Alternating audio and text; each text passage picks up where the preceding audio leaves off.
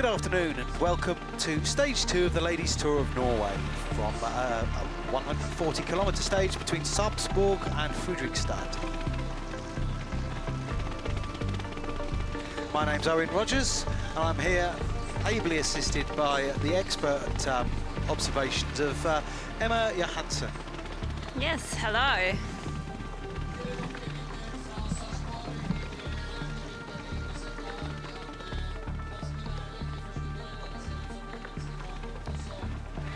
Here you see pictures of the start area at Sarpsborg and the house owned by the Hafslund company, one of the biggest companies in Norway, one of the main power producers within Scandinavia.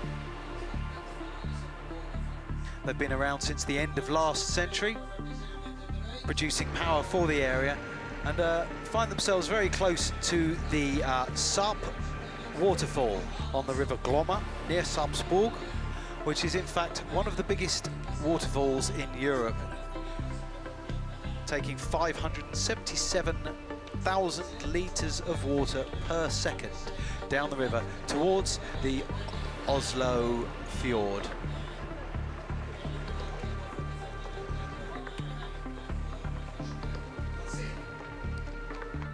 Here we see the team of WM3 Energy, the team of Marianne Voss, who's on the right. We are coming closer now to the start. Is here as the second last. Who was placed in second place overall after stage 1 yesterday. Also wearing the points jersey. Leading the Simployer points competition.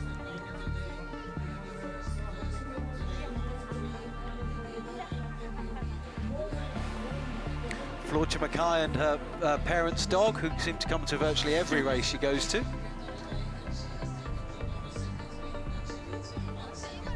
And the Valcar PBM team, Italian team of the World Junior Road Race champion, Elisa Balsamo, who had an excellent result yesterday, finishing 4th in the sprint.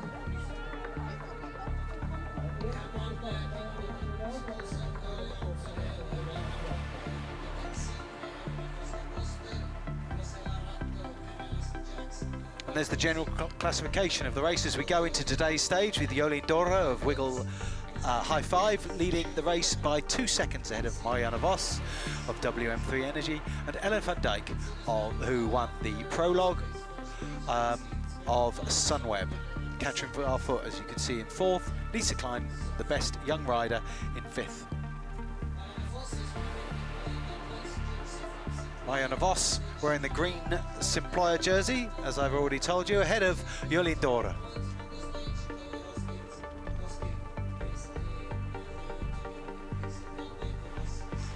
And the mountains classification is led, going into today's, wearing the polka bot, the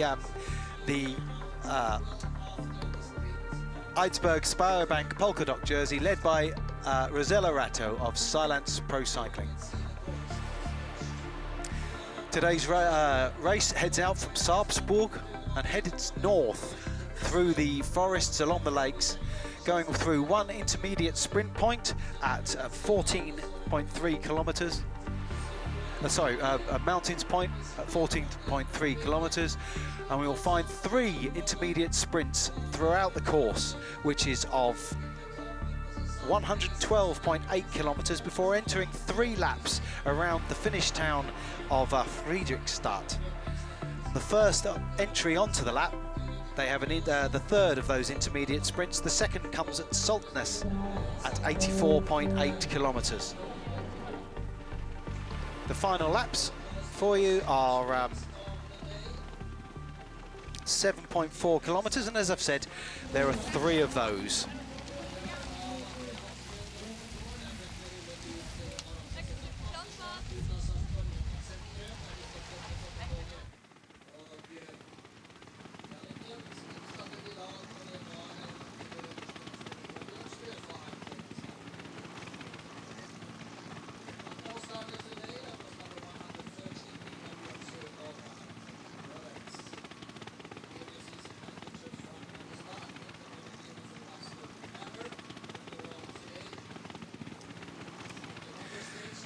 And here you can see the riders rolling out of Salzburg earlier today and heading out onto that course.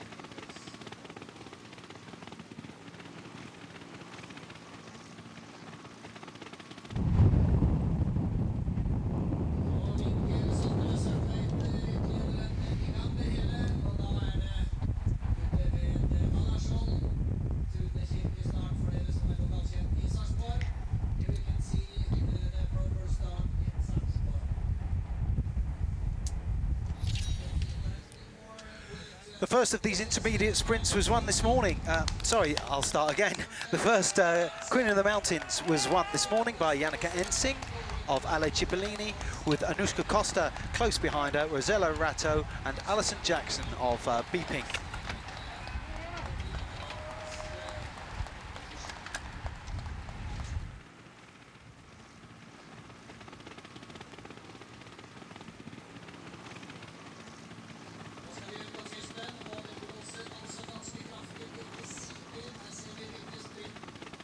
The sprint at Riga was won by Marianne Vos, which gave her 3 bonus seconds.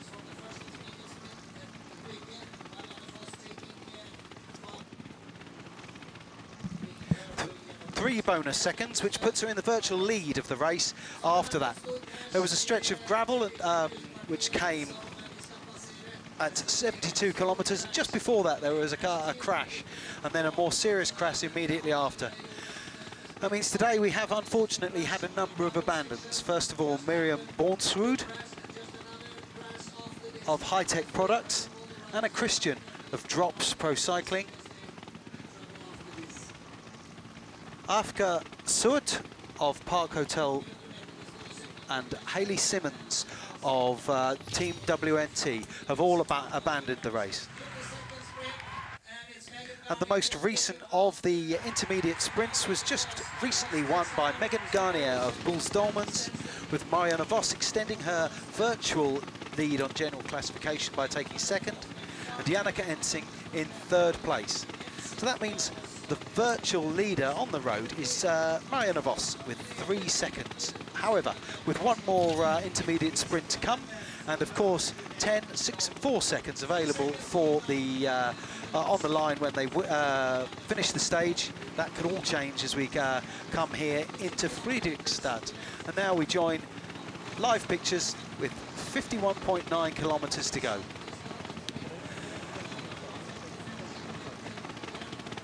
The route now, the peloton are heading down sort of southeast, and there's a good chance of some crosswinds. Emma, we were expecting perhaps a bit of an attack after that intermediate sprint. Yes, like you say, it's a lot of wind out there today, and you can see, we have seen the peloton split up and been very strung out for a lot of times, and you see that it's also very hectic coming into that gravel section. It was a crash before, it was also a crash straight after the gravel section, and it's a lot of nervousness, yeah, in the peloton, and you can feel that it's a lot of things going on, and they know it's wind out there, but as you see at the moment, even though it's a lot of wind, they are very protected, and that is a thing that obviously it doesn't affect them that much. It's been a very eventful opening few kilometres at 90 kilometres. You know, it's relatively flat. The course is relatively flat, but there's all sorts of things been going on. To start with, we had a lone break of Silvia Valsecchi got away from the peloton and actually got a gap of about 120. But it was coming into that first intermediate sprint, the peloton weren't happy. People want to take those bonus seconds, don't they? And she was closed down incredibly quickly. And then, of course, we've after that, the peloton split into 3 parts, didn't it? And so it's not been a normal stage with the whole peloton staying together. No, it's definitely it's not as hard. The first part has been rolling, but now they are on a much more flat section of the race, and it's going to be more or less flat all the way into the finish. But the wind is out there, and they don't know if it's going to happen or when it's going to happen. And you see that recently there were protected very well from the forest, and now they're out there, and you can see they go in echelon straight away when they hit the winds. You would have thought that teams would be well enough prepared if they were looking to break the peloton here. Those teams looking for that would be there in strength now. So do you think it's going to happen with this open section or not? The question is if the wind is standing right. So it can be that, obviously you see now it's strung out in the beginning, but a tiniest angle of the course turning that can make the difference. It can either then break it or just bring them back together again, like you see it's happening now. And yeah, that is why I think it's a lot of nervous riders out there, because they really want to be here for the final, and it's going to be a really fast sprint. It's a tail crosswind, or more of a tailwind coming in on the last 400 or 500 meters. How well will teams and team managers have prepared for this stage, and how well will they know the route? I think it's a lot of different preparations out there. Some has maybe been out this morning driving the course, maybe even last night. I think the one to follow, if you are a bit insecure, is Emilia Muber, yeah. the rider from this area, racing for Team High Tech Products. She knows every single corner of these courses every day, so I would keep an eye on her and see when she's in the front, you know that it might be a section that is going to be exposed for the wind or technical or whatever. Do you think High Tech will have the strength to break the peloton though? Do you think they're, you would expect perhaps the Dutch teams are going to be the ones that break it up? Do you think High Tech are capable of breaking the peloton and getting rid of some Bulls or Sunweb or WM3?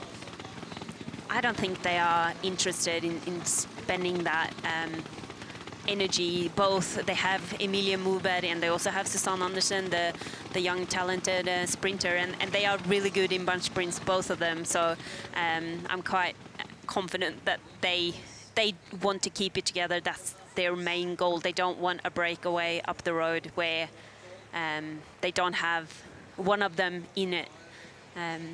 I think what we have seen so far today is that Bull Stolmans and Team Sunweb has been very active at the front of the race.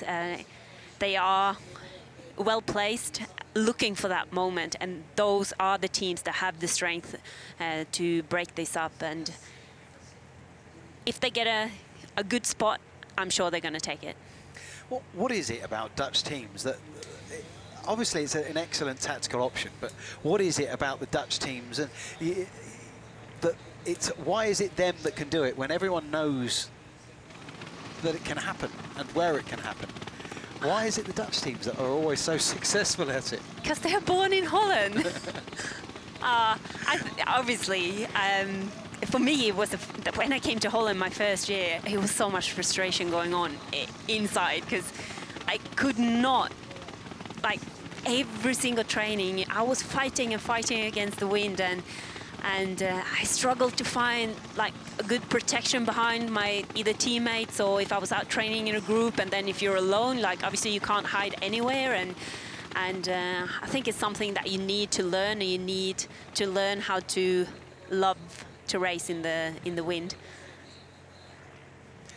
Yeah, certainly my own experience. I have no idea. If you would have to choose, would you choose between a very windy day or a very hilly day? I'd choose very windy because I'm a little on the heavier side. Okay. And have very short legs, and I don't mind having a fight with the wind, but I do mind having a fight with a hill. I think I would choose a hilly day every day. Yeah. Maybe. Yeah. I will still choose that, even though I'm not on the same level anymore. Well, we had the Emma and I had the Emma had the displeasure of having to tow me up the Col d'Izoard. We rode the route of La Course back in May, and whilst I was grinding my way up and unable to speak, she would breezily be asking me how I felt, how my children were, weren't they? But that's what you do. You make company with someone that is riding a bit less than you to make yourself feel better. better. But no, it's a hard climb, and I'm not sure that I would choose a climb like that, though. It's more like lumpy. I prefer that.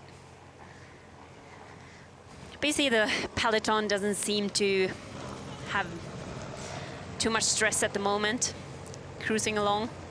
Yeah, the first hour was particularly slow, but the second hour really made up for that. The second hour was a fast hour. And that's just the dynamics of the race, isn't it? With Valsecchi up the road, the peloton were happy for her to be away, and then now they've once they caught her and they had the sprints, they seem to be happy to settle again.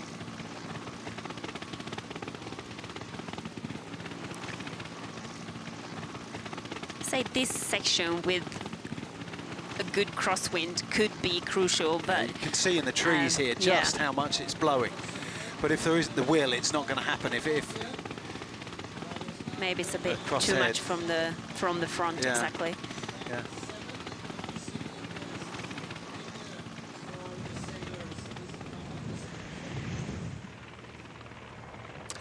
So we drove the circuits when we came in. It's always good to see some cows joining in the racing. You don't see that often, though. No. Actually running along. They want to join the peloton. That's funny. We drove the circuit when we came here to Friedrichstadt. And what do you think to the circuit in town here? It's very technical, especially the last bit. I would say the first part of the circuit, it's not. Like if you look to yesterday, it was much harder. It was much more. It was up and down the whole circuit, where I think it's much more flat today. But the last couple of kilometers, 2-3 kilometers, is twisty and cornery, and they have a section of cobbles. Yeah. And plus they also have a tailwind coming in, like a cross tailwind, and that is going to make it really fast. And maybe if we see what we witnessed yesterday with WM3 coming in for the first intermediate sprint, making a perfect lead-out train for Marianne for the sprint. They spent a lot of Beckies on that sprint, and maybe that was what cost them a bit for the final. It's going to be interesting. It's the same scenario here today when they're coming in the first time they pass the finish line. It's also an intermediate sprint for seconds. But if I was them, I would stay calm and save that energy for the final, because with the good lead-out train here today, it's might be the winning move. Yeah, I mean she's got a 3-second sort of cushion now, hasn't she, with the second she picked up from the previous intermediate. So, you know, is she likely just to put all her eggs in the finish, in the basket at the finish, if you like, you know? I think, is that a likely thing to happen, do you think? Might be that she's thinking that way, but we're also seeing that she's sprinting every time. She still has time to recover, but whether she should put up her whole team to help her, or maybe try to find her way on her own and maybe sneak a second or two, but maybe not go all in for the 3 seconds and still save some for the finish. Yeah. But she's also, it's a lot of strong riders here. It's a really good sprinters. You could see Jolene Dore yesterday. She was really fast in that last. Yesterday it was going up a little bit as well, and today is a totally different sprint. Because you're going to come in with the wind in the back. It's going to be about positioning, but it's also going to be about power. So, you know, of the top sprinters, do you think any of them are more suited to it than any of the others? I mean, would you say, for instance, that Kirsten Wild might have an advantage over Chloe Hosking, or not? It's always difficult to say, because all races are different, and I think it comes down to positioning, where you are for the moment, what happens. Suddenly someone needs to touch the brake a tiny bit, and that can be devastating for you, or it tips the other way, and it's actually what makes you win the race. And you just need to go with the flow and follow the race and put yourself in the position to win. And sometimes you succeed and sometimes you don't. But that's what has been so good this year as well. We've seen all these sprinters. They are. It's very difficult to pick out one on paper that is the favorite because they've shared it around so much. Yeah, there hasn't been any one dominant sprinter really this year. I think perhaps Chloe Hosking maybe has not had all the opportunities that she'd have liked, but she's won when it's mattered. Women's Tour she won. She was winning early in the year as well, and perhaps Lotte Lepisto and Jolien Dora have been the two. Yeah, and also Rivera has also been very good in the sprint finals. Yeah. List is long. Yeah. But of course, Rivera is not here. No, no, that's true. This week. Or someone like Leah Kirschman. We saw her yesterday doing an awful lot of work. They were racing really aggressive. In the final circuits. Why, do you think? Is there any rhyme or reason to that? Or is it down to the individual?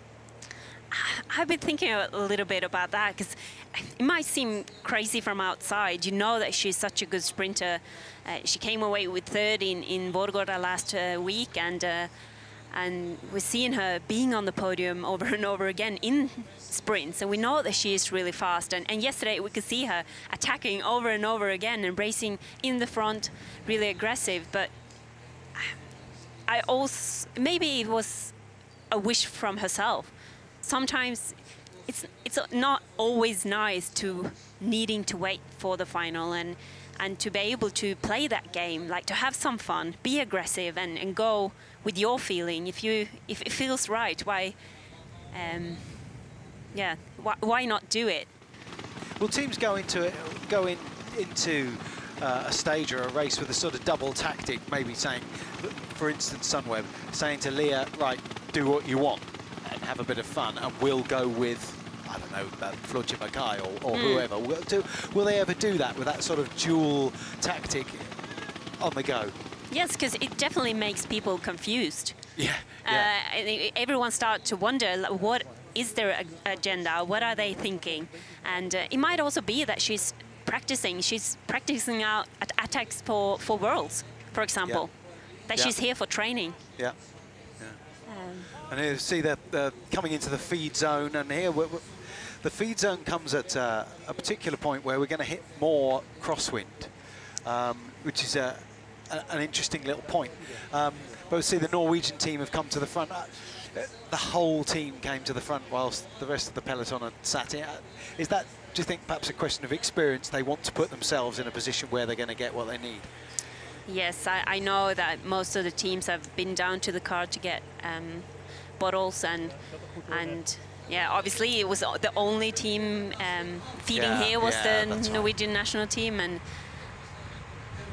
it's always, obviously, by going back to the car, you do spend some energy when you are not sure if it's going to be raced or not, and not knowing that you can get back in good position if something happens, or if they suddenly start to attacking in the front. I think it's always safer to take from the side. Yeah.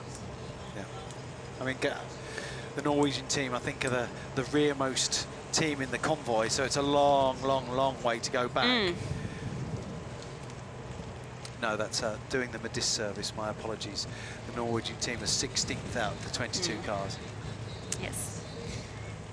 Well, obviously, when you go back for bottles, you don't go down to car number 16. No, you go to the back of the peloton. You go behind the first commissar to get your feed, but it still takes a while, and when it's narrow as well, before the car can pass all the other 15 cars to actually be in position to feed you, it's just faster to take from the side if you have the possibilities to have people, which obviously being in their own country, they would have enough people supporting them. Maybe families are here to watch them, and friends, and obviously staff as well. Yeah, it's good to see the two national teams are coming to front with Norway and Australia have just come through here. It's good to see them showing themselves. And a lot of these riders will be there for experience, building their level of experience and confidence in European racing, won't they? How beautiful is that? It is.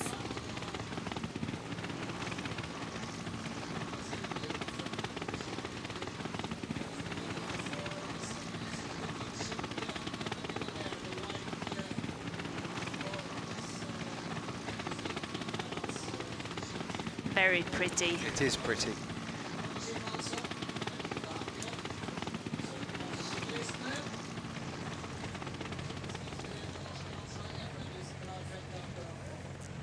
So Hanke is that place that they just passed is very popular for sailing. You could see a lot of boats around that area, and yeah, the Sailing World Championships are on at the moment. Exactly. Yeah. So it's a lot of sails boat. Yeah, yeah. And I do believe the King of Norway is racing at the moment. King Harald V, I understand, is racing, and we did hear a rumour that he might have broken his mast, but we haven't had that confirmed. There's a big sort of sporting festival going on in Fredrikstad at the moment, at this weekend, including the Ladies Tour of Norway, but there's also the Sailing World Championships. We have the Norwegian Triathlon Championships, I understand, and also an archery competition of some sort. Is that Norwegian Championship as well? Yeah. That's correct. Yeah, it's a lot of things going on around Fredrikstad, who's actually turning 450 years this year, and that's also why they have an extra I don't know, celebration with bringing all these events into the town and making it an even bigger party.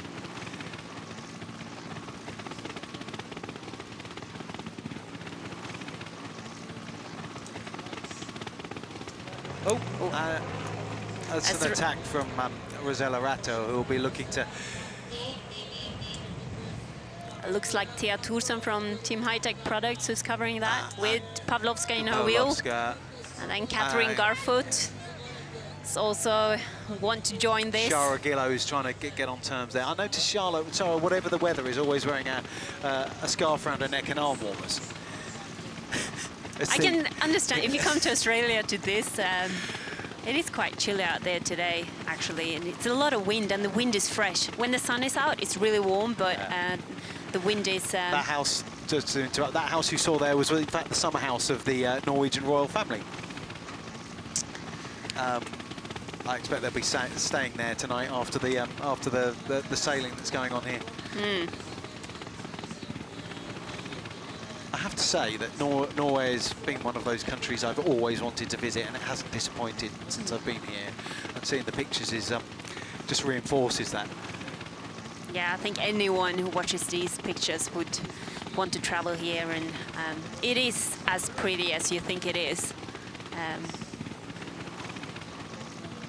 A lot of water. Yeah, a lot of water. As an Englishman, I'm quite used to a lot of water. And you have the Norge, which is the King's yacht. It's not the one he's racing in. It's his King's. It's his national boat, so to speak, his yacht.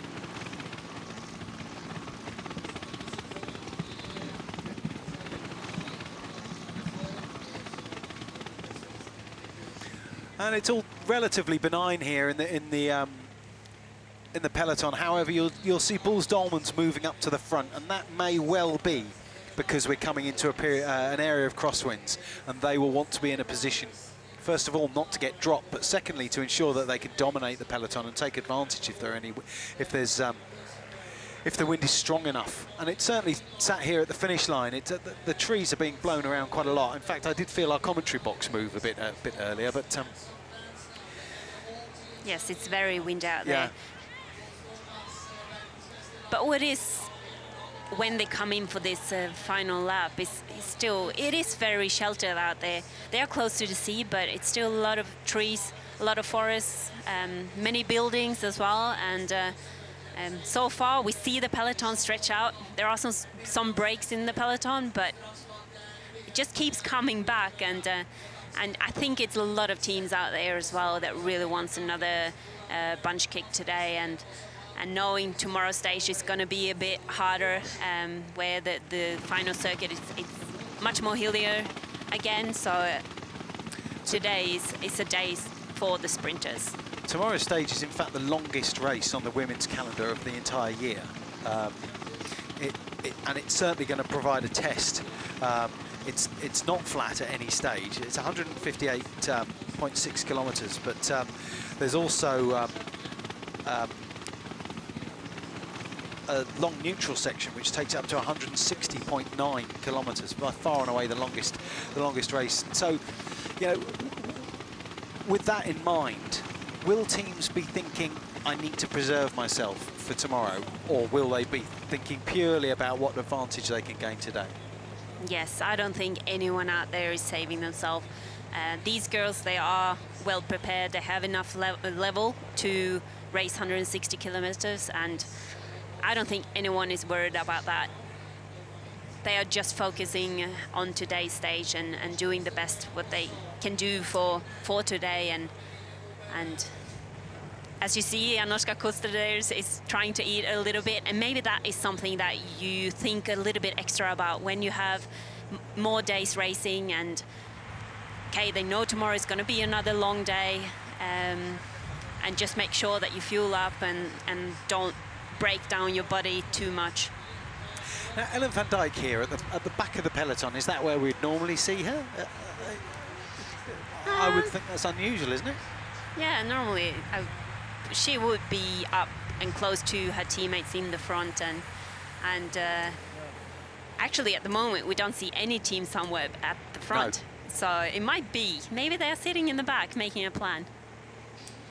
It is a good chance, like, because obviously having a good talk, setting up a strategy, maybe for the final, maybe they want to try something together as a team.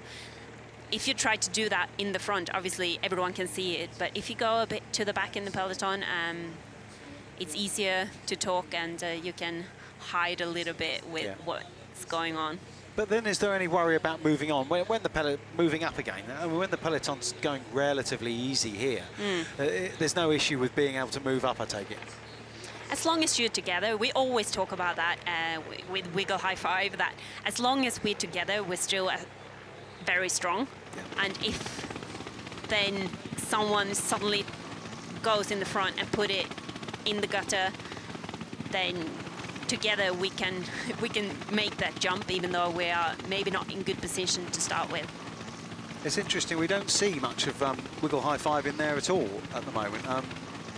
Certainly can't see the yellow jersey of Jolien Dora. Did you see her there? Maybe they are making a plan as well. I can see Nettie Edmondson there at the front, and I also see Julie Lett on the left side with the Danish lines on her jersey. It was funny seeing Christine Majerus there on the front.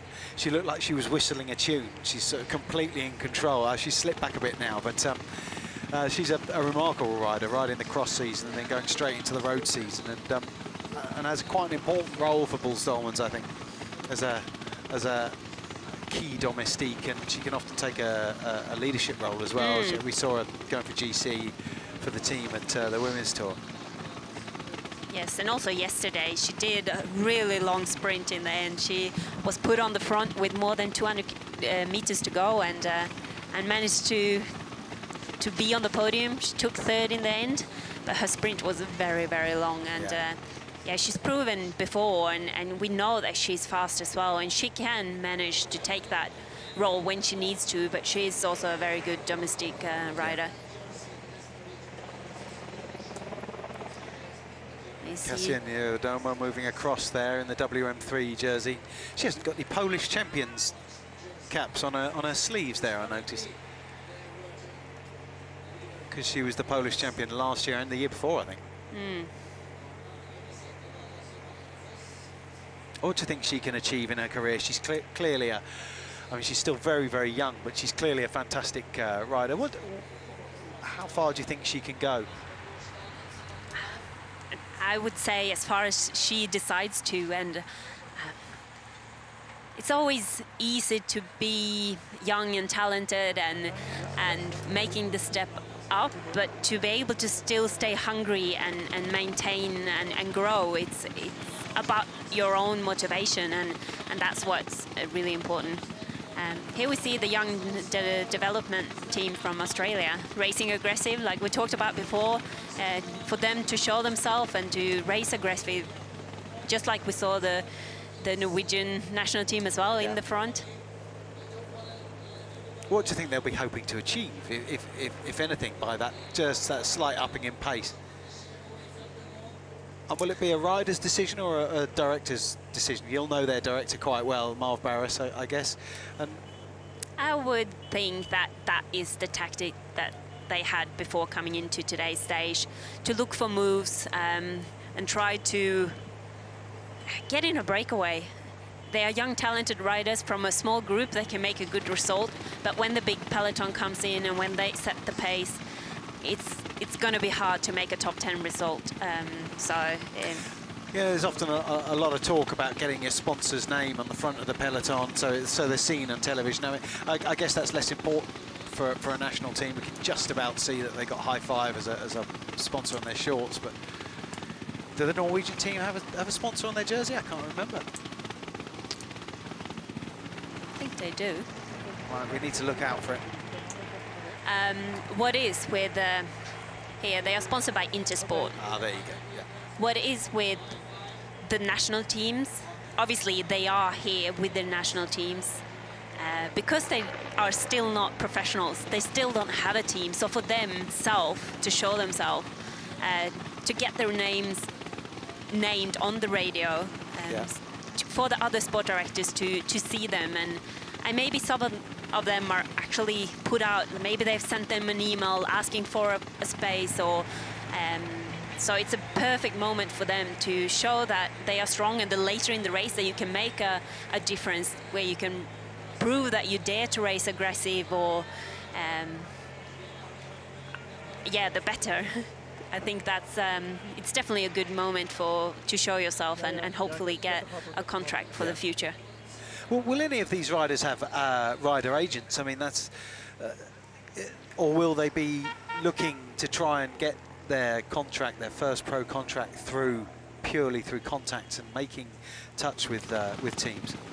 Yeah, I would guess it's purely like from your own, and that's also something when I give advice to the younger girls to dare to say hello to the sport directors and to dare to tell congratulations when they have won a race, or to show yourself.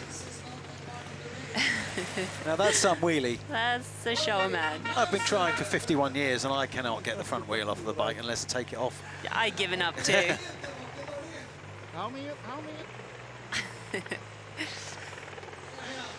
And we've got an attack here. Is that Orica, isn't it? It's Orica Scott going off the front here, chased. It's Rachel Neyland. She obviously wasn't impressed by the guy. Yeah.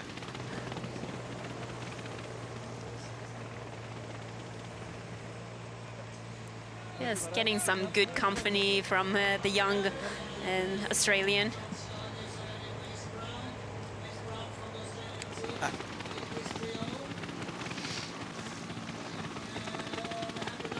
And it's also the B-Pink rider. Is that Valsecki again?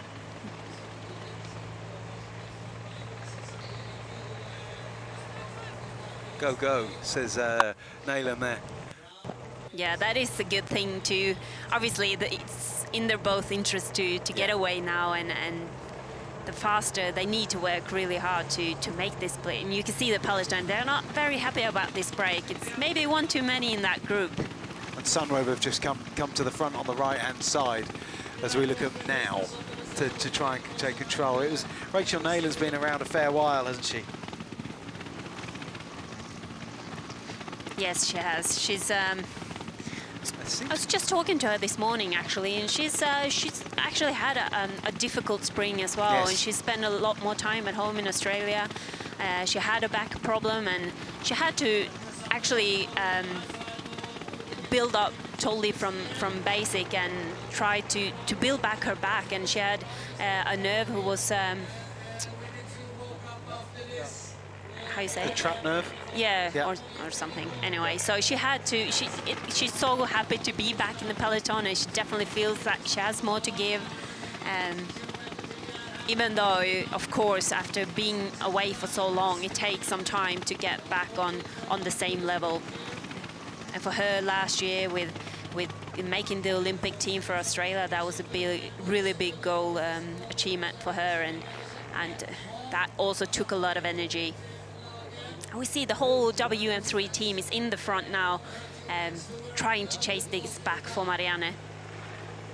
I can't see any either of the numbers there, and sadly I'm not familiar enough with Me neither. the B Pink or the Australian rider to know who they are. But the peloton are not letting them go. We've got number 214. Yes, that Grace Brown from the young Australian team.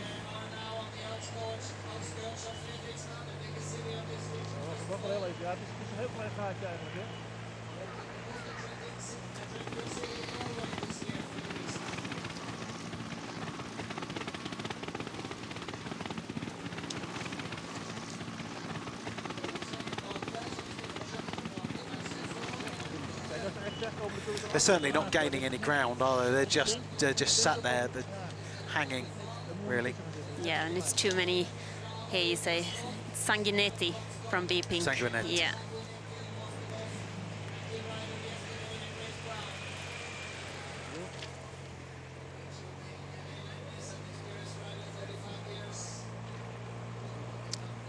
They're not that far away from the circuit now. They are actually entering the circuit with 27 kilometers to go. Yeah. And that is also around 5 kilometers before they've first time passed the finish line, and where the intermediate sprint is. Yeah. And that is why the WM3 team doesn't really want to let them go, because they know the sprint is coming closer. And I think Marianne still, she really wants those seconds. Yeah. See the whole team. Sunweb is also up there to the right. See, interesting, a moment ago, WM3 had all their 6 riders there, and now they're down to 2, and with obviously Voss in the green jersey just there, sort of a little bit in the wind.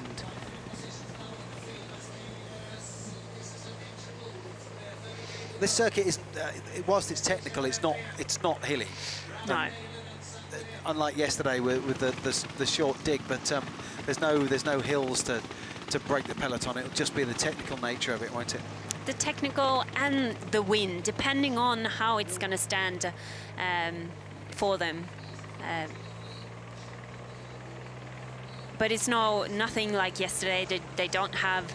Yesterday they had a QOM on that circuit, and today, okay, they do. Yesterday was also a short gravel section. Today they have the cobbles, which they are pretty bad. The cobble section only a kilometer from the finish, and that is going to make the peloton stretch out, and that is also why I think a lead out, you really need help today to be able to finish it off for your team. If not maybe possible from the whole team, but at least a couple of riders that can look after you and put you in good position for those last someone going corners. Nearly straight on. How chaotic will a cross tailwind be as they're coming into the finish line here? You know, when it comes to the final sprint, how will that affect it? We've got an Australian flag directly opposite our commentary box, and it's blowing very strongly from behind. So how chaotic will it make that final sprint? I think the sprint itself is that it's more about positioning again. I keep talking about this positioning, but it's going to be so crucial where you are with 2 kilometers to go, where you are when you hit those cobbles, because not far after the cobbles you are turning a sharp right and then a sharp left, and then you're here, and it's this fast wind coming in for this last Is it the kind of thing that a late attack could get away, do you think, with a tailwind would be able to keep it going? I think so. Yeah. It's actually perfect for a late attack. So someone like Ellen van Dijk, Yes. who's done it twice in the Tour of Qatar, could get away in that final kilometre and just use all that power. I do believe the Australian flag that is flying right outside our window is the dad and boyfriend of Lucy Kennedy, who I met her boyfriend on the train on the way down from Oslo Airport the other There day. you see. And It's nice. yeah, and he had his push bike with him, so I got a chatting with him. I don't know whether he's managed to get out on his bike since he's been here. Well, it's been raining quite a lot. The girls have been so lucky because this morning it was pouring down. Yesterday after the race it was pouring down, and well, they are talking that the rain is coming in later today as well. Yeah. Whether it's going to happen or not, it doesn't look like that so far, but you never know. It's very windy here as well, so the weather do change a lot. We had some short showers, but at the moment it's I think it's really nice for the girls out there. Actually, it's good temperature. It's well, the wind is blowing those showers away very quickly when they've come in, when they've hit us here at the finish earlier in the day. They've come in and blown away pretty quickly. Now here they've got the river on the right, so they're heading. Yeah. They are coming into this circuit very soon. How good is the communication? We just saw one of the silence riders waving to say that there's a traffic island. How good is the communication within the peloton? It's something that all cyclists think of. But I was a person who was always shouting, and I did not like when it wasn't signed enough or when girls didn't talk. Because in the front you can see it, but when you're in 30th position, it's no way you know what's coming up. And communication, giving warnings, it's very important. But you can see, like, it's also about keeping you need to stay alert the whole time, and that's why, okay, for your body, obviously it's hard to race, but also mentally, because you need to stay awake. Yeah. This is where it gets a bit technical, isn't it? It comes up a little bit, and you've got a left and right, some roundabouts. As you can see, there are parked cars.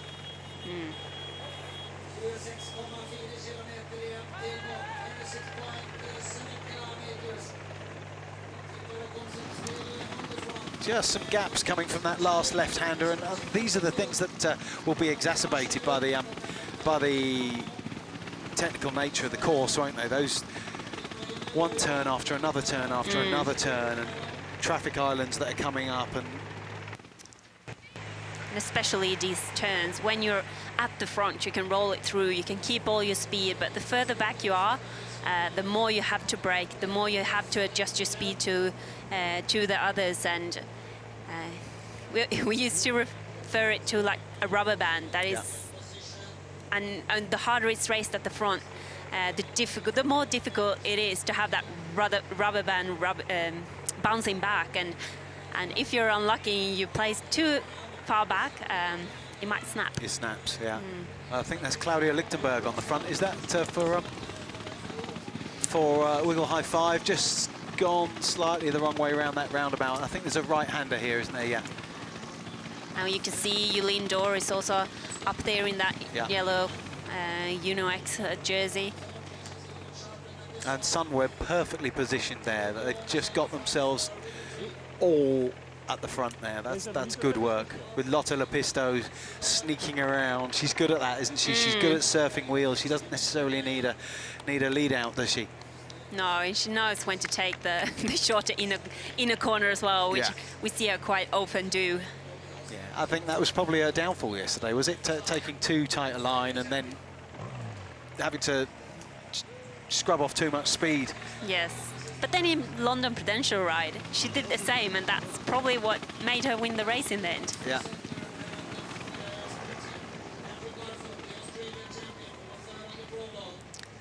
Now this is the only hill on the circuit really, and it's so shallow. Even a large middle-aged man like me would still be in the big ring. So it's nothing to a peloton of professional cyclists. No.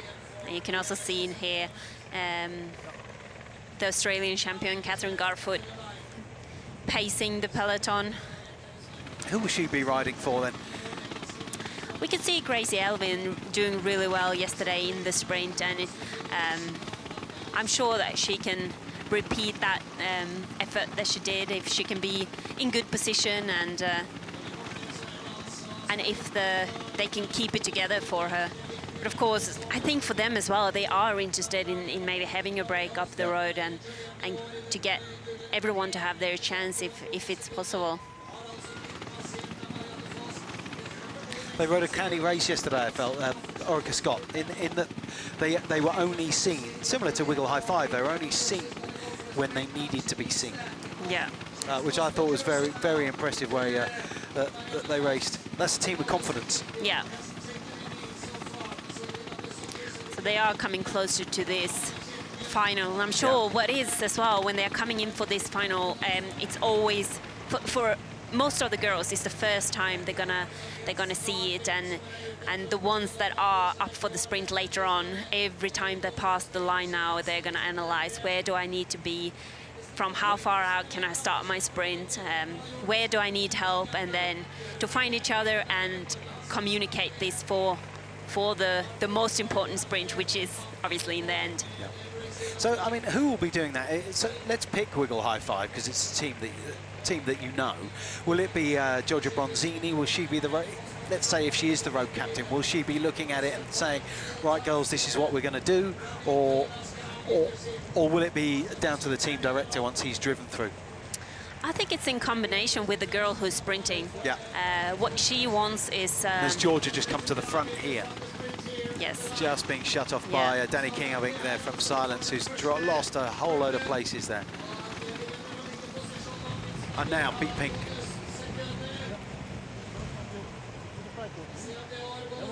Are they looking for salmon, or are they looking for the sprint? The salmon being awarded for the most aggressive rider.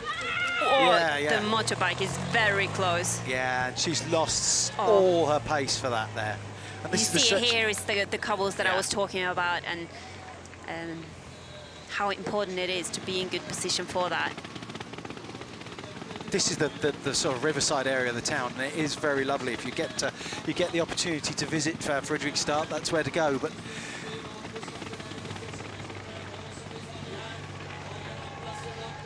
and you can see this is we're into the last 2 kilometres now, and this is where the race gets really tight, and there'll be a lot of jockeying for position when it comes, well, both on this round through and also when it comes to the final final sprint. Yeah, in you another can see 23 already. Ks, yeah. It's less than 1 kilometer to the line now, and it's all strung out. We see Sunweb at the front. And here comes Voss. Garfoot, she hasn't got Gracie with her, but it's interesting, Voss just moving herself up. And there's a lot of pace going on there at the front. The last couple of corners are very... The Majorus moving up there. Sure, but they'll all be looking for bonus seconds with so much time available. That's what they'll be looking for. And then a left corner, and then they're here coming up towards us on the line. With only 500 meters to go.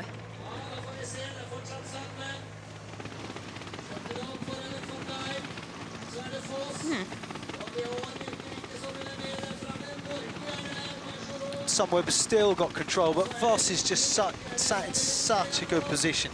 And the woman just knows how to keep calm. She's incredible. And they're just coming into view here on the line now. Voss to the front, and no one's going to catch her. No one's got a chance on her.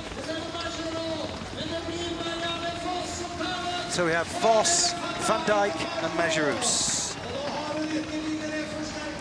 So another 3 seconds for Marianne. So that gives her a 6-second buffer there on GC. So she could even come second to Dora and be take quite over happy. yellow. Yeah. I don't think she'll accept that, though. She's a winner, and she'll want to win the stage, and she'll want to win the GC.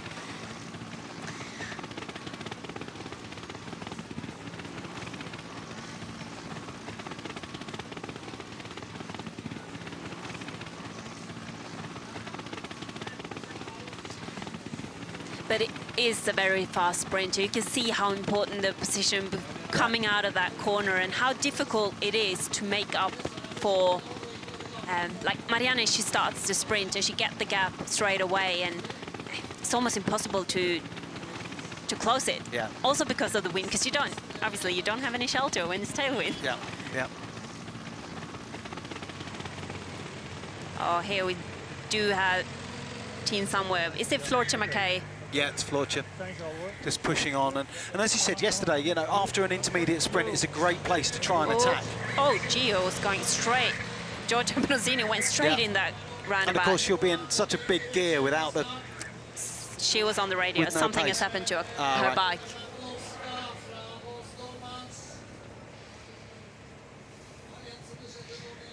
Pavlovska is there for Bo Stolmans. We'll also see Alex Manley from Orica Scott and Emilie Moberg, the girl from this area, from Team High-Tech Products. Will she have been down here and ridden around these roads, so she's got you know, that idea of what to do with it? Lap after lap after lap. Yeah. I'm 100% sure about that. Of course, it's her father that organises the race and does a fantastic job. I've been to a number of races, and this is, from where we sit, fantastically organised. As they went into the darkness, they went into the tunnel, and now we don't get to follow them, but it's not a very long one, and it was enough light in there, so I'm sure they'll be okay.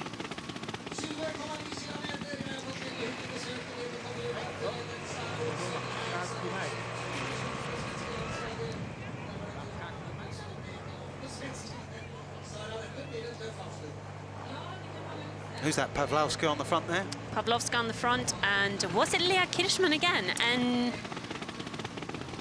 And Mika Kröger from Canyon SRAM team, racing team. Fredrikstad Football Club is obviously the local team, and I understand is in one of the top leagues, in the top league of the Norwegian Football League, with a number of internationals playing for them.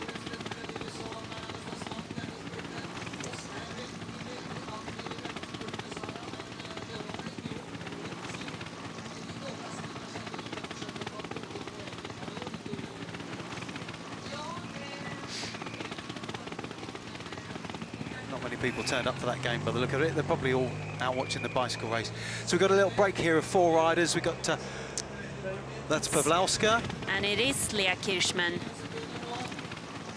from Team Sunweb, who was so active yesterday, and we were talking about how we thought that she should go for the sprint, but... And then we do have Rosella Ratto. Rosella Ratto from Silence in the Mountains jersey, and Mika Kröger from Canyon SRAM.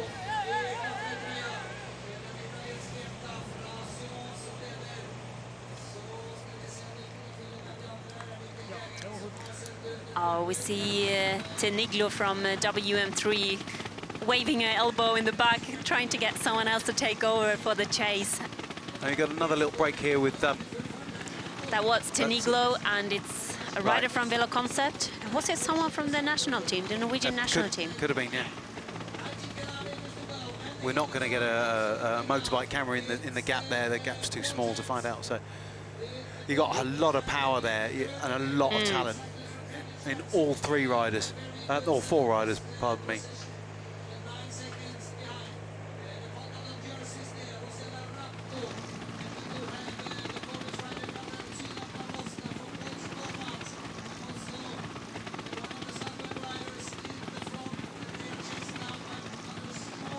So now Sunweb will be sitting up, Bulls Dolmans, Silence, Canyon will all be sitting up and leaving it to someone else, yeah?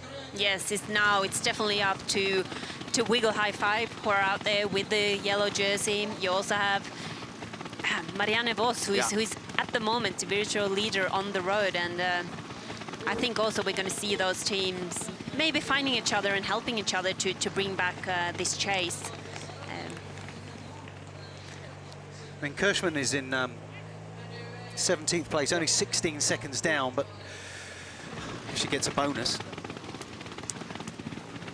And maybe for the team, they won the prologue. Maybe they're here to get everyone, everyone can have their chance. Yeah. And maybe they're simply just going for the stage wins. And by having Leah in that breakaway, they have a really good opportunity. It's a bit of a carbon copy of yesterday, where they're becoming really aggressive on the circuits. It's fantastic. It's the best races. Yeah. This is what I love. When I raced, coming in for the finals, where you have the aggressive style from the teams, and now you have a breakaway from 4, but if they get brought back, I hope that we can see someone following it up and have new situations.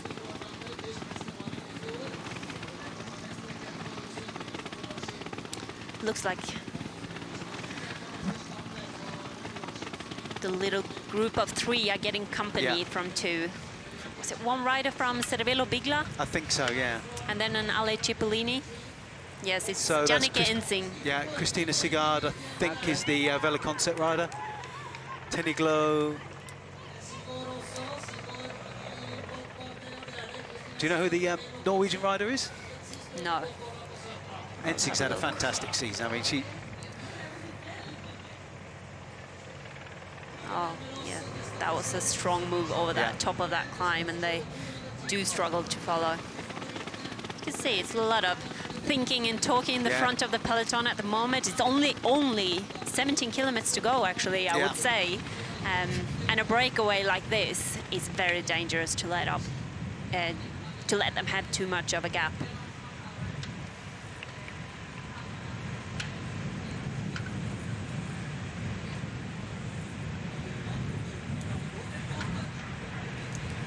You've got Pavlauska's 17 seconds down. Kirschman is 16 seconds down.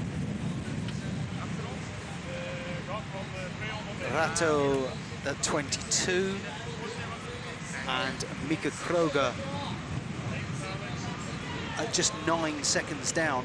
Kroger could be the one to benefit most from this.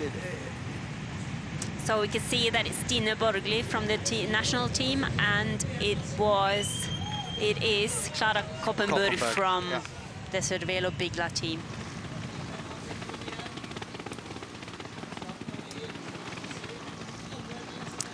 As we get that, the distance between the front group is 20 seconds at the moment. It looks like Rato there is just struggling to hold the wheel.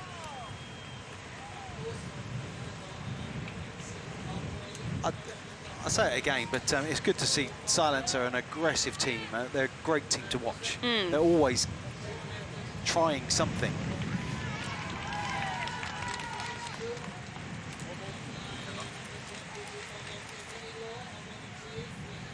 It's interesting to see that, well, now Monique Tineglo, she's sitting in this group. Is she gonna ride full to try to take points, bridge this group up to the front one, or is she better off backing down and helping her teammates bring it back?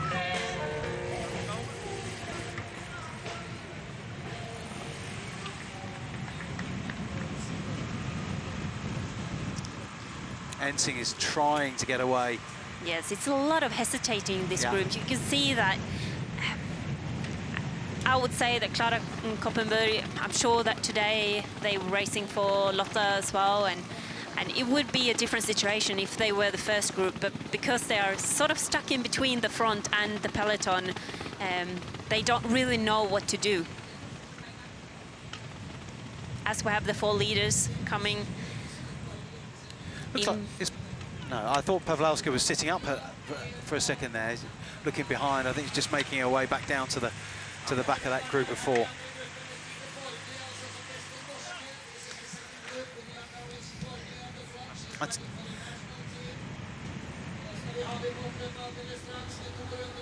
They're coming around this last corner into the finishing straight. They seem to have a really good cooperation, these 4 girls, and it's no one who's passing their turns. And There's nothing on this pass of the line. It's just a part of the circuit. No points, no time. So 2 more laps for the girls. Yeah. Which is nearly 15 kilometers.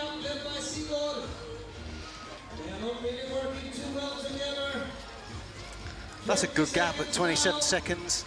It is. Yes, it's almost 30 seconds for the leading quartet.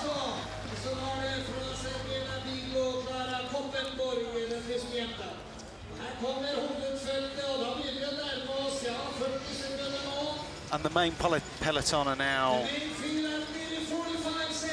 So 45, 15 50. seconds down. As we can see, it was a top sport leading the pack. Yeah. And it's stretched out. The peloton truly stretched out, trying to get back on terms with these 2 groups that are off the front. But it's a very strong group in the front. Yeah.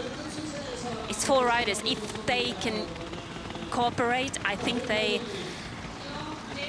going to be very difficult to catch back. Out of that group. I mean, were we in any way expecting this to happen? Do you think, were you expecting this to happen? Well, we were talking about it, how aggressive they raced yesterday, Team Sunweb, and how Leah seemed to be on a mission. She really wanted to attack. She wanted to get away, and today she has the situation where I thought yesterday it was going to happen, but today, when I think all teams were quite certain that it's going to be a bunch sprint, then they get this strong breakaway. And of course, it's still 13.5 kilometers to go, so but it's really strong riders up there. The Norwegian girl, Borgi, she's their best on general classification. She's only 23 seconds down, so she's got a lot to gain from this. Yes, I think obviously for that it's a lot of for her. She wants to make it across. All riders in the Norwegian national team, they have the freedom. They want them to go in breakaways and take their chance, where you could also see a lot of hesitation from Clara Koppenburg, how she don't really know what to do. She has her team in the back. She has Lotta, who won last week in Sweden. She knows that in a bunch kick she can win, and very uncertain whether she can pull it off, even if they make it up to this 4 in the front. And it was a lot of hesitation whether to ride or not to ride, where the 4 in the front, it's no hesitation at all. It looks like all 4 of them are getting the freedom from their teams. Everyone is taking their turn. I would say that on paper, Leah is the fastest one, but remembering that a sprint from a breakaway is always different than a bunch sprint. In that you've put in that much more effort to get away and establish the lead, yeah? I also know that Pavlovska, she rides a lot on the track, and she also have a really good finish. She was injured at the start. She had a leg injury at the start of the season. Started her year a bit late.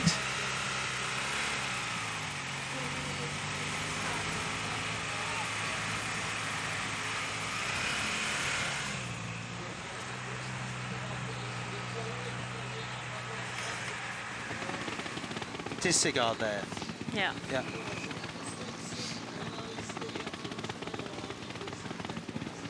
So 50 seconds to the peloton.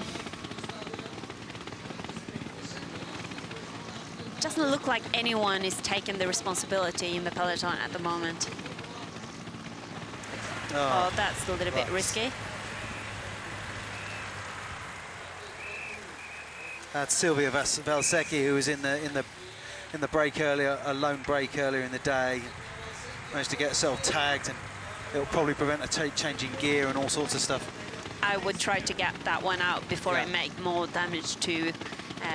If it gets really stuck, then you don't want to end up on the floor. No. Or anyone else ending up on the floor for that No. matter.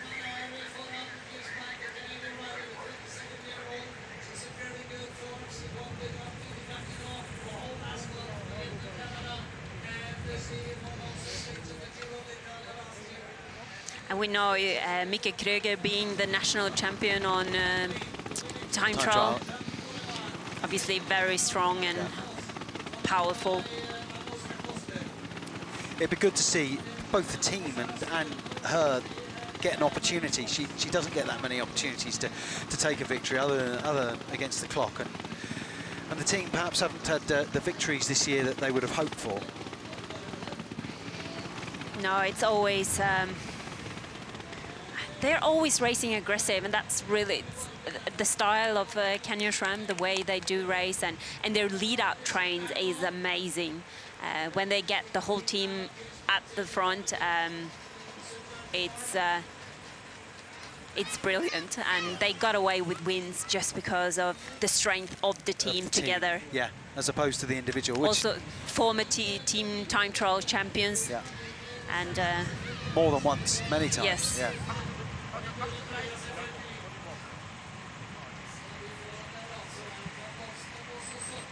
But this group are not making any inroads. In fact, they seem to be coming back to the peloton now, this group of 5. Yes, like I was talking about, it seemed like Teniglo, a lot of the riders, they didn't know She'll be sitting up now, WM3 yes. on the front of the peloton with Silence marking them. And then Bulls Dorman sitting in Sunweb. And then you have Team Sunweb as well, which Floortje Mackay. See if we can, if Wiggle High Five are going to go up and contribute to the chase, or if they're going to let the virtual leader team from Marianne Vos, the WM3, make the chase.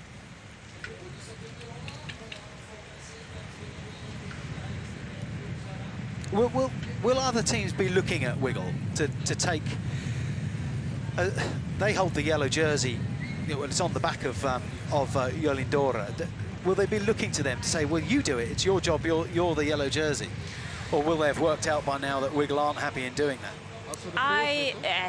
If you've seen the whole, even from yesterday, you saw how WM3 has taken control of the race. They've been pacing it up. They've been bringing the breakaways back for the intermediate sprints, and when you do take that responsibility already from the beginning of a stage race, either you're like when you're not even in yellow like they are, I think then you also have signed on the paper that you are going to have to take the most of responsibility. But of course, like it might be that they do get a little bit of help, but at the moment, if they come into the finish or try to bring it close, like it's Marianne is the one in yellow at the moment. So and the gap's coming down now. Not only are they catching this group of 5, the gap's down to 36 seconds, as we can see.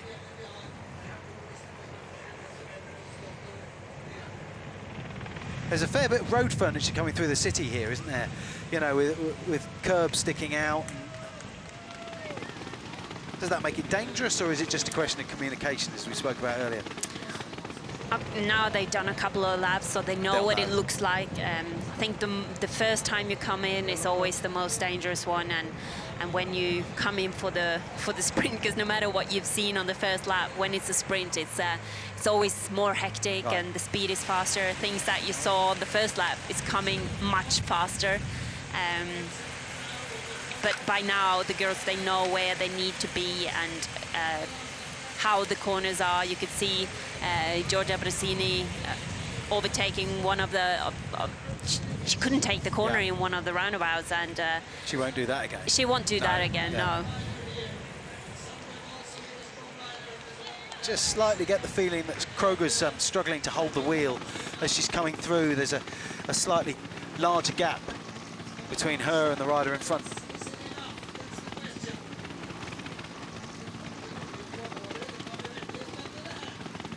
Ticking 34, 35 seconds. Yeah. Where you have Kaisha and Nuadoma at the front. doing her work. Yeah, group of 5 are now back in the peloton, and Nivea Doma, as she proved at the women's tour back in June, is well able to put a lot of power down.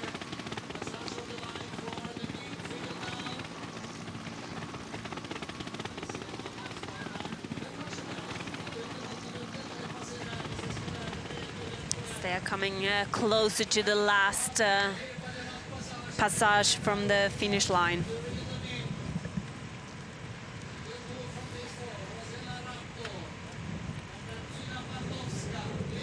"32 seconds, 7.5 kilometers. Can they stay away?"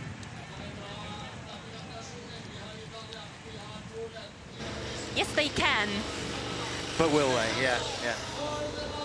It's going to be tight, very tight. And it needs to be no hesitation. Once one of the girls stop taking their turn, Yeah. then they don't have time to play a game. It's coming. For the last lap, Mikke Kröger leading the 4 girls. Lea Kirchmann, Tin Sunweb, Rosella Ratto from Silence, and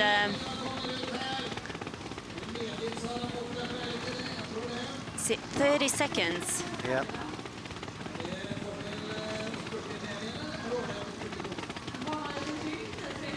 Pavlovska was looking really fresh. She was looking very comfortable indeed, wasn't she? She Yeah. did. Yeah. Oh, as you see, Monique Tinglus, who was in that 5 group in between the peloton and those 4 leaders. She's back in the peloton doing her work in the front with Chantal Blaak, the Dutch champion from Boels-Droomans, who's obviously not going to help her in the chase when she has her teammate in the front. I timed that at 35 seconds as opposed to 27. I mean, there you see there's always some discrepancy, yeah. What happens now. Tiniglo, she turns to the side, she waves her elbow, she gets Chantal Blaak to take over, and the speed goes down. Yeah, yeah. Here you can even see Marianne Vos, Vos doing the work herself. Yeah, yeah. Costa did a lot of work yesterday, coming through to the front here. Former Dutch champion. And here is Emilia Fahlin from Wiggle High Five, trying to make her way to the front on the right side. And the whole with Kaisa Nieuwedoma as well in a wheel. And there you see Jolene Dore looking very comfortable, a bit further back in the peloton, Yeah, I mean, resting her legs. Yeah, she's got 6Ks, so she can position herself. How far out do you want to be second, third wheel? For that last? Yeah, for the sprint finish. When is it that you want to be in that position? Bang, I'm ready to go. I think coming around for the last 200 meters here, you wouldn't want to be further down than second position, because it's so fast, it's tailwind, and I think you need to start the sprint. And of the 4 that are in the break, if they manage to stay away, which do you think is going to be the rider that tries to go for the lone break? Kröger with her power.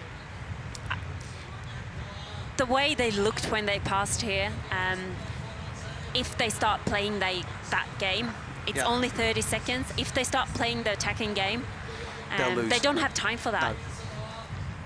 It's interesting to see as well, the world champion, Amelie Didriksen, is up near the front, and she wasn't there yesterday. She was much further back in the sprint yesterday, and it's just interesting to see that she's in a much better place today.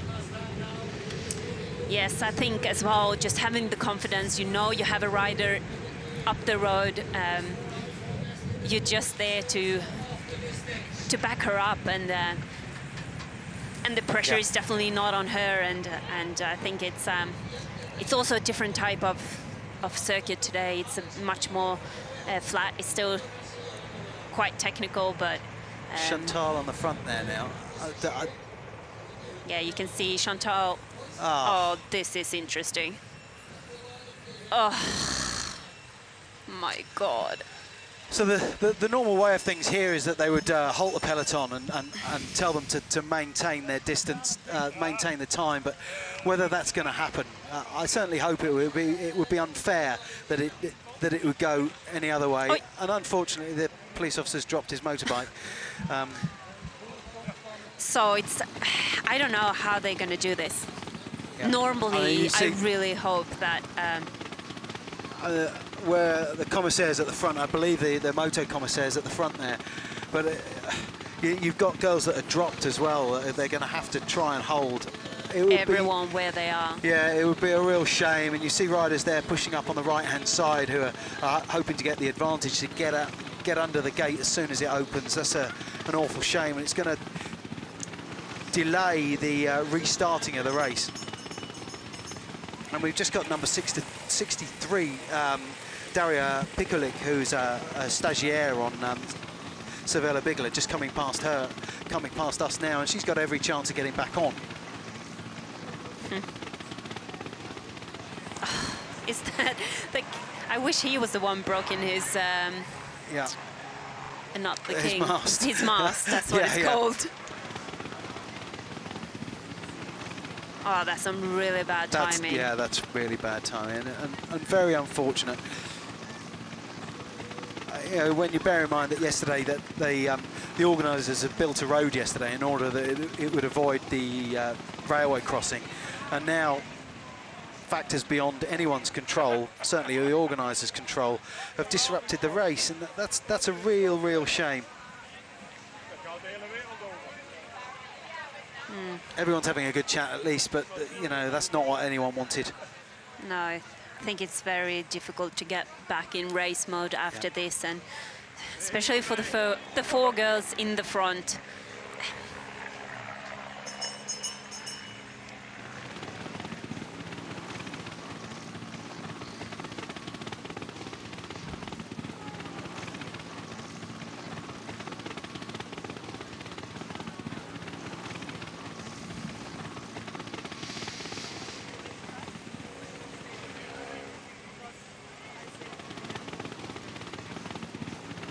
So this is definitely an advantage for the peloton, I would say.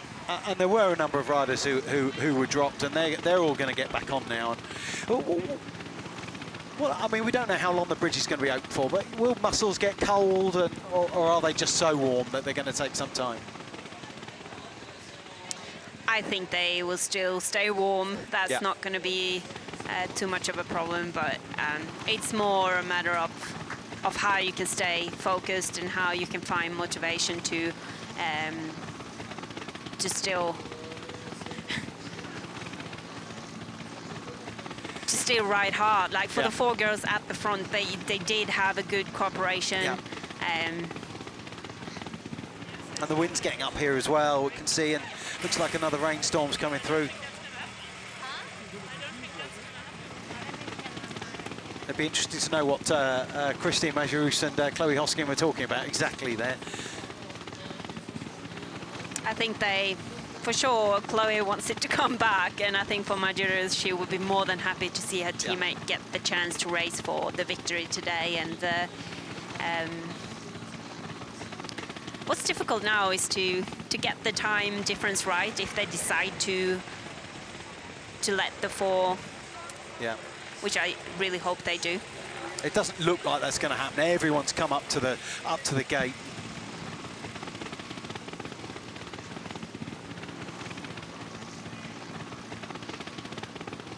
Have you ever come across such a situation in your career? You have. Actually, more than once as well. And what happened? Did they allow the break to go away with their time?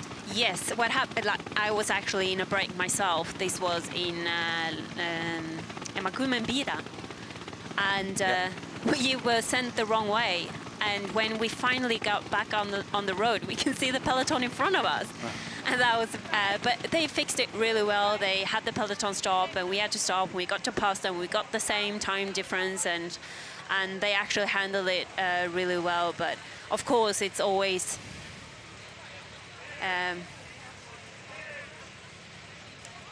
It's very unfortunate for the organization. It's spirits seem to be high there amongst the Wiggle High Five girls. I see it. It's always. And Edmondson having a bit of a laugh. Always a good laughter with Nettie when Nettie is on fire like she normally is. think in general it's a very happy peloton. The rules do say that if there is one or more riders with a lead of 30 seconds or more, and they hit a level crossing, this is for level crossings, that they should, the race should be neutralised until that gap is re-established. Okay. Let's hope that happens. Just in the. How much time do they have exactly? 23, 22? I don't know. It depends on the Seconds. exact timings.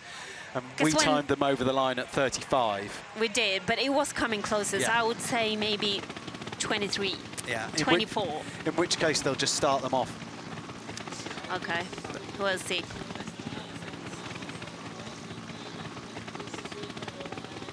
Okay. So they're starting together, we understand. Yeah. We've just been told that the whole peloton will be starting together. When the barriers are raised, they'll be all starting together. So it's a real shame for that group of 4. It is.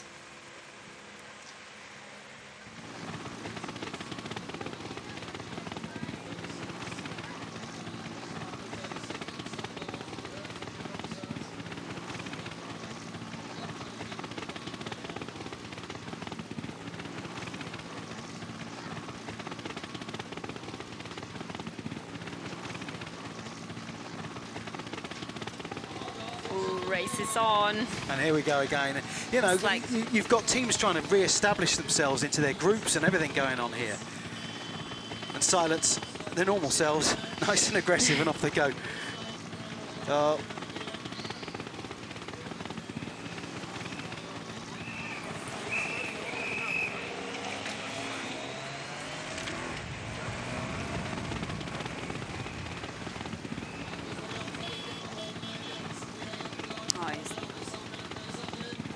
That motorbike is not in a good position there. No, I think what happened was the girls were so eager to get away that once they could sort of crawl under the closing, and you see Mika Kröger, she's on fire. Yes, she's definitely up for it. And is that Leah Kirschman in 4th wheel there?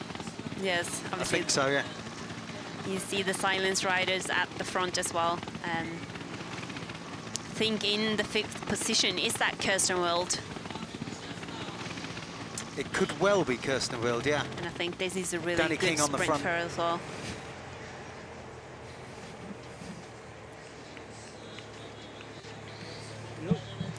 With only 4 kilometers to go.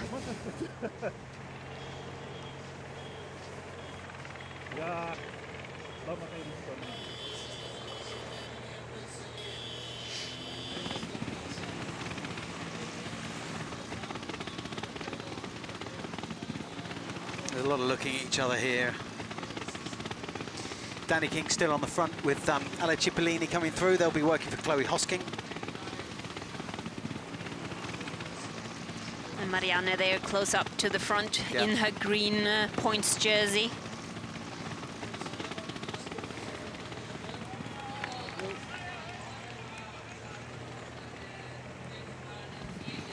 Floorcha Mackay, 2nd wheel, taken over. And there's Kasia Niewiadoma again into 3rd wheel there. She worked very, very hard indeed. And for a team that she's leaving at the end of the year, she's still, you know, professionally undertaking her duties. Yeah, that's very important to show that you are loyal to your team and your employer. And it is Leah Kirschman who's up there, and we should get revenge and sprint in the end today, or we should try another attack. It's only 3 kilometers to the finish. Did you see Mayurus doing it outside, going around the outside there, trying to get herself in position? There's Kirschman again. Yep. Yeah. I mean, Floorcha. the WM3 getting themselves into position. You can see the yellow jersey of Jolien Dora getting herself in position there on the front. And we've got Bulls Dolmans attacking with Megan Garnier. I think that's Megan on the front there with the...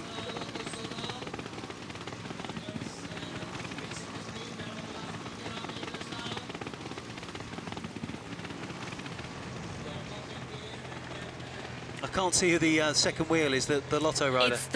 It's Lotta Lotte Kopecky. We Lotte were talking Kopecky, about yeah, we before were. and how she's grown into a really good sprinter this year, and we've seen in the spring that she's made some really good results. And we did not see her up there yesterday, but she's definitely in good position today. Of course, she won the Madison World Championships, I believe, with Yes. Jolien That's correct. back earlier in the year. A very strong Belgium duo. Yeah.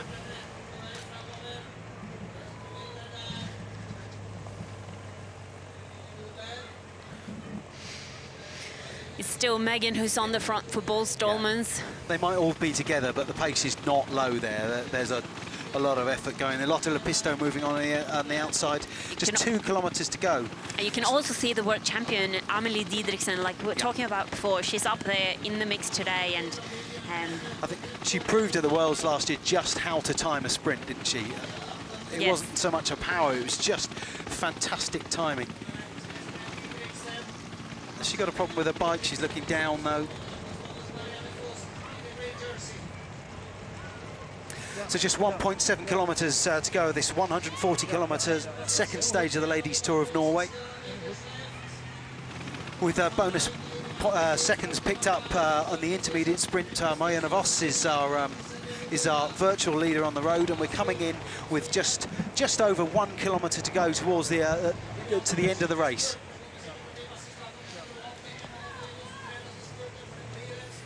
Here in Fredrikstad, on the banks of the Glomma River, with Ellen van Dijk has now taken to the front of the peloton through this technical section and over the cobbles in the city centre. Yeah, with Jolien Dora is sat in the front there, as is Vos, Kirsten Wild, Lotte Lepisto. We've got the world's best sprinters all in the Chloe Hosking, Lotte Kopecky. Oh, Kopecky just leaning on Wild there. That's just racing though, I guess, yeah? it is some very sharp elbows out there. Yeah, into the final kilometre now. Ale with the only team really with any kind of ride. You've got Sunweb there with Floortje Mackay sat on second wheel. Lotte Lepisto just bumping shoulders with Christine Meijers, and Marianne Vos sat, and Shola Gutierrez is moving up on the right-hand side. And the young, talented Norwegian rider in the... Yeah, she's a good sprinter, Susanne isn't she? Andersen. I wonder if Sunweb here, I wonder if they're going to look to launch Ellen van Dijk with 400 metres. It's 500 metres, not possible, is it? And there's just a little gap opening that Vos is going to have to close, and you've got a lot of riders down. And is that Nettie Edmondson trying to bring? Is it? No, it's Tiffany Cromwell. No, it's Tiff Cromwell. Sorry, trying to bring.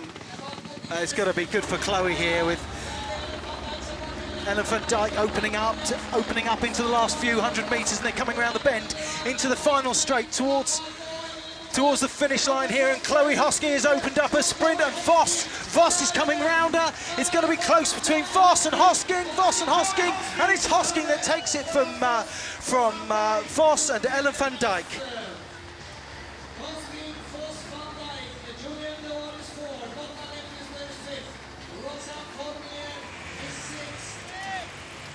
What a great sprint towards the end of the race there. Oh, and she was in perfect position. Yeah, that's a great piece of work there from Ale Cipollini, and finished off brilliantly by Chloe Hosking. And Jolien Dora just trying to close the gap, came over in fourth. Coming in for the last kilometre, she was placed a bit too far back, and we could see that how fast they come around these last corners, and it is the tailwind. We were talking about it before, and coming into that last corner in second position, just like Chloe Hosking did, was the winning move today. And having the power horse, Ellen van Dijk, doing her move and trying to go for a very long sprint that... as predicted by... Yeah. Oh, it's fantastic to see Ale Cipollini getting a good win, and she'll be chuffed to bits, and I believe we're going to hear from Chloe Hosking as soon as she's finished taking the plaudits from her teammates, who seem really rather chuffed. Congratulations, how was it? Long. And then, yeah, with the bridge, but that's bike racing. No, I'm super happy. Like, the girls have been really, really strong all season, and I probably haven't won as much as they'd like me to. So to win today, it's really nice to repay them. We talked to you before the start, and a lot of the girls pointing you out a favorite, and now you proved them right. Yeah, what a compliment. No, yeah, this was a goal. It's my first time doing the Tour of Norway, and to get a stage win is awesome. World Tour, even better. I'm super happy. Your thoughts on, you know, the bridge going up, and then they decide to neutralize the whole peloton? Yeah, I mean, we had to. We went swimming across the river or whatever with our bikes. But that's bike racing. I mean, you see it in the Paris-Roubaix all the time. For sure, it's a bit different when it's 6K to the finish. But I was sort of thinking when the bridge went down, oh, people might take it easy, but they did not take it easy. So then I just got in position, and I was a bit worried about the finish because it was probably more technical than I would have liked. But I ended up getting a really good lead out from Ellen van Dijk, so that was nice. Tell us about that last 100 meters of the sprint. Yeah, I knew it was pretty windy, so I was waiting, and I was like, oh God, I hope I haven't waited too long, because I could feel them coming, but I didn't want to go too early. So I probably launched with about 175 to go, and I think I could feel Voss on my left, but she was shading me from the wind, so I could just hold on. All right, congratulations, enjoy the evening. Thank you very much.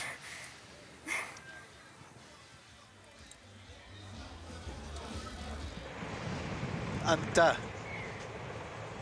good little interview there from Chloe Hosking. I believe that's just a fourth win of the season, and she said there that she hadn't won as much as the team had perhaps hoped, but I think that's a good result for her. Yeah, there you see how high the pressure is for the riders as well. You come in as the top sprinter in the team, and they of course they. You can see here in the shots here how she's just moving her way through the riders as they're sort of regrouping there on the bridge. But she was brought into the team, wasn't she, to win, and yes. she was given some choices over what riders she wanted to try and bring to them, I understand.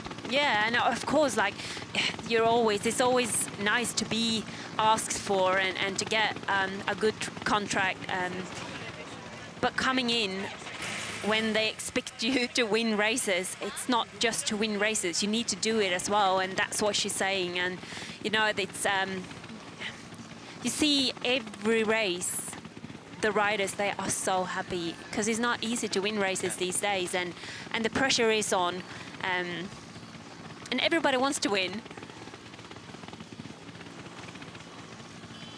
See how frantic it was. I appreciate that the motorcycles are there for a reason. The police are there to protect the peloton, but they were very close there, weren't they?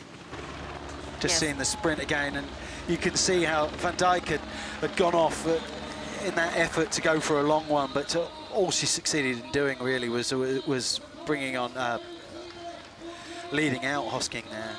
Yeah, she did. But then compared to yesterday, then where they weren't up there, and I think for her, she saw on the intermediate sprints as well, and when she can take the lead, because she's so strong, like she is a person who can make a really long sprint, and okay, someone else is winning, but she's up there on the podium today, and obviously I think the team were 100% supporting Leah Kirchmann when she was in that break, but unfortunately with the bridge situation, everything came back together, and in the bunch sprint, she's taking the responsibility and she's putting the team on the podium.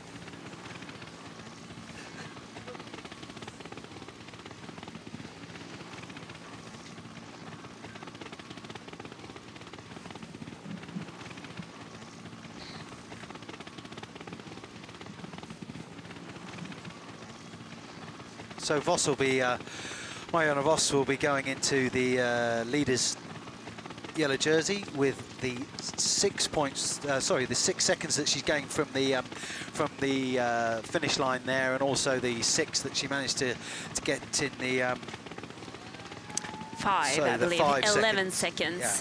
She would be ahead. And that just proves how excellent she is at managing a race. It's not just her legs, is it? It's her head, it's her ability to think through a race, isn't it? Yeah. Yes, she's attending every sprint, and she's still up there for the final. She's really good in positioning. She knows where to be and when to be there, and yeah, she proves it over and over again, and she does have an eye for the race. And it's been said a million times, but she is unparalleled in cycling. I mean, people compare her to Eddie Merckx. Sadly, there aren't the races that for women to race that perhaps the men have, but she would have won those anyway, I think. Yeah, she's an all-eater. She can do everything. Yeah. Yeah.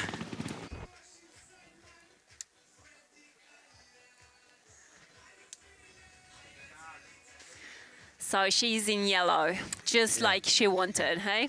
Yeah.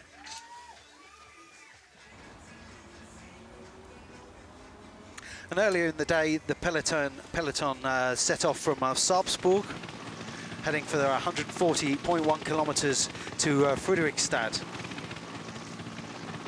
During that time, we started off with one intermediate climb.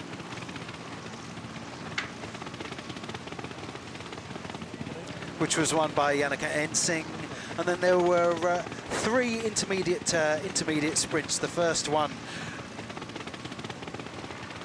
after 51.4 kilometers, won by Marianne Voss, with Lotte Lepisto second, and Kasia Pawlowska of Bulls-Dolmans third. The second intermediate sprint was won by Megan Garnier, with Voss second, Janneke Ensing third, and the third intermediate with Voss, Ellen van Dijk and Christine Majerus. By the time the peloton came into the, after that last intermediate sprint, when the peloton came into Friedrichstad and took on the final circuit, a break of 4 riders managed to get away, with Kasia Pawlowska, Leah Kirchmann, Rosera Ratto and Mika Kroger. And then their break, which was their lead, which as you can see there was at 19 seconds, was wiped out by a bridge coming up, and they had to wait for the peloton. The regulations say that if the lead is 30 seconds, that lead is reinstated, and as we can see, the lead was in fact 19, so it's within the rules. And the peloton regrouped.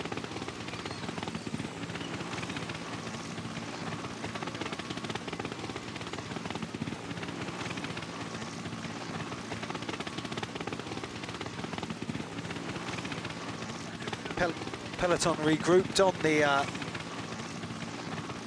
on the bridge here.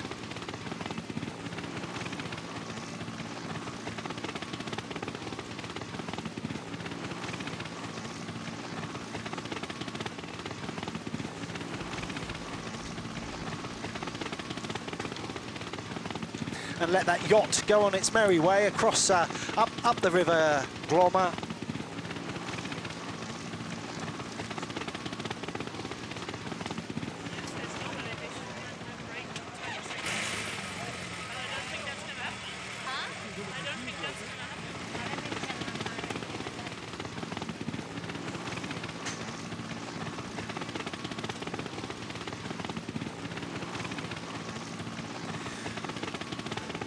Before setting up a sprint into Friedrichstad, which was won, as we've already seen, by Chloe Hosking of Ale Cipollini, ahead of Marianne Voss of WM3 Pro Cycling, and Ellen van Dijk. Ellen van Dijk of Sunweb, who was tried to lead the peloton off and take the win from the front, but was just unable in those final few metres as Hosking came over. with Voss right on her shoulder. And that was stage stage 2 of the 2017 Ladies Tour of Norway. Tomorrow's stage is in fact the longest race of the entire women's calendar in 2017. At 158.6 kilometres, passing into Sweden as soon as the riders leave the start at Svinesund. Re-enters Norway, goes back into Sweden, and then re-enters Norway again for the final. Maybe we'll see some Swedish flags then. Yeah, we should see some Swedish flags. We've seen plenty of Norwegian ones. Yes. They're quite free and easy with their flags here in Norway. They do like to wave them. They do.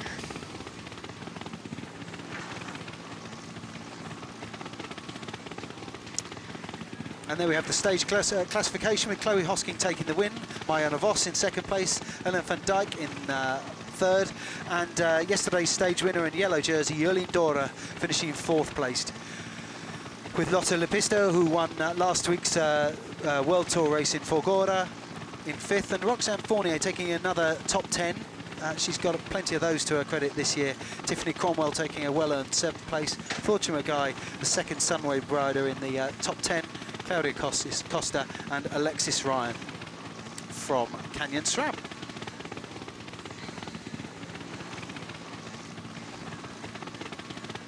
Tomorrow for stage 3, the final stage will be on air slightly earlier at 1:30 Central European time for 1 hour and 50 minutes of broadcast of that final and deciding stage. And it being so long and much more lumpy than the other stages, will we see us change in the general classification, or is Vos very likely to win it? She's taken a total of 14 seconds in bonus seconds today. Yeah, she's done a really good job there, with winning 2 of the intermediate sprints and getting second on 1, and then with a second place, she's collected a total of 14 seconds, which puts her in the lead of the general classification with 12 seconds ahead of Jolien Dora, if we've done the math right. We've done it right, yeah. I mean, can Jolien Dora stay with her on a course like tomorrow? I mean, it's not the distance, it's in any way, shape or form. It's the lumpiness of the route. Do you think she can stay with her? I definitely think so. It's again, it's going to come back to positioning, and before that that bridge cross, I don't think they were 100% in control of WM3, and I think like that can happen again.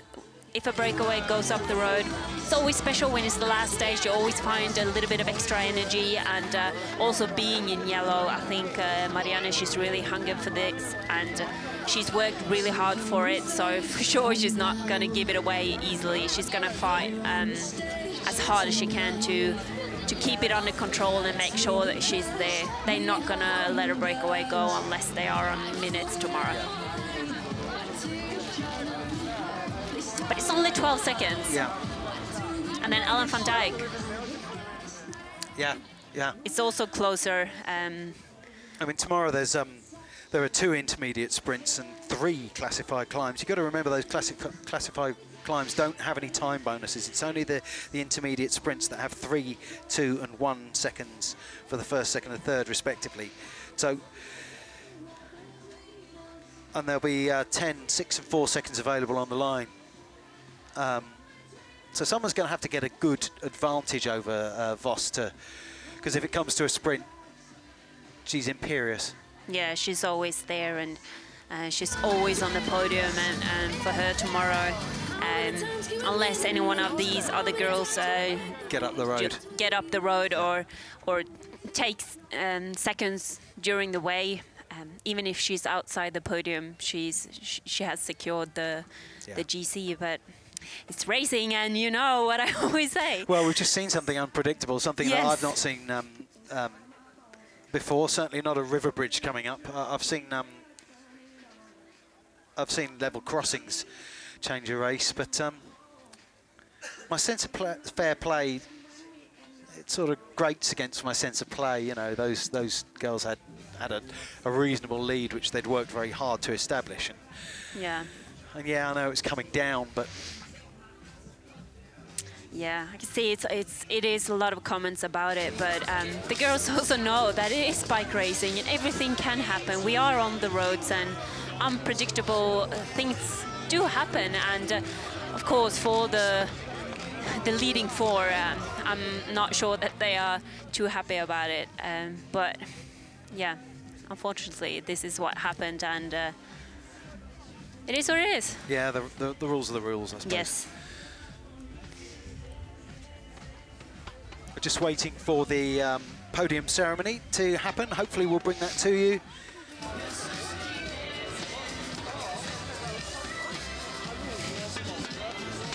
So one of the Norwegian riders being led through.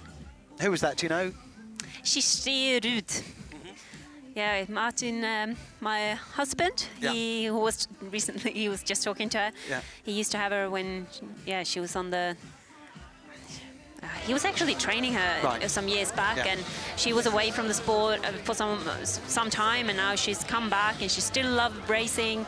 I've seen she's been in Belgium quite a lot this year. She's done some good results over there. Obviously here, being in the latest Tour of Norway for the national team is a really big thing for these girls, and it's also on a higher level, and she just loves racing, and that's why she's here, and she's a very talented rider. But unfortunately, she was injured for a while, and still trying to make her way back. Does she have the skills and the legs to make it into one of the professional teams? If she wants to. Right, yeah. And that's a big thing, isn't it? There's plenty of people who have the physical attributes. It's the desire to achieve, isn't it? We see the UCI president, Mr. Brian Cookson, there. I presume he'll be presenting some of the awards here on the podium.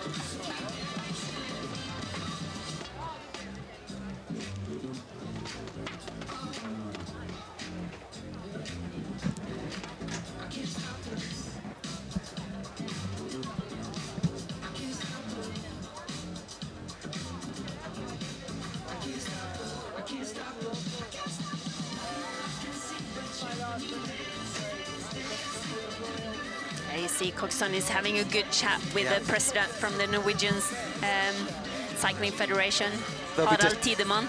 They'll be discussing the Worlds, I guess, which comes in, 5 weeks' time, I guess. Yeah, I was talking to Harald this morning, and he's spending a lot of time in Bergen, and it's a lot of job to do, which is normal for being so close to the World Championships. Have you seen the course? I think I asked you that yesterday. You've not seen the course, no, have you? I haven't, but I'm going there. I'm actually commentating for Sweden, so I'm going there a couple of days before the team time trial, and then flying out when everyone else is flying in. Sadly, we're not going to have time to bring you the podium ceremony, so I'll just remind you that tomorrow's stage is the longest of the race, 158 kilometres between Svinesund and Halden, which is where the race started on Thursday evening, and we'll be on air with you at 1:30. I think it was 1:30, wasn't it? I said it's 1:30 tomorrow. So please join myself and Emma Johansson for coverage of the final stage. Thank you. Bye.